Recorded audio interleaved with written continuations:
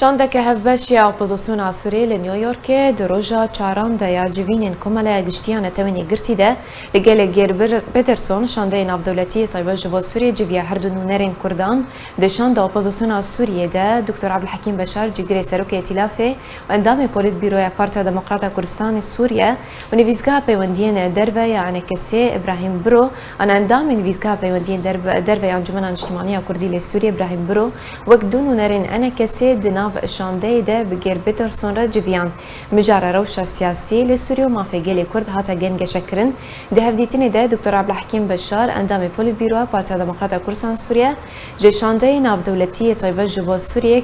گیر پترسون را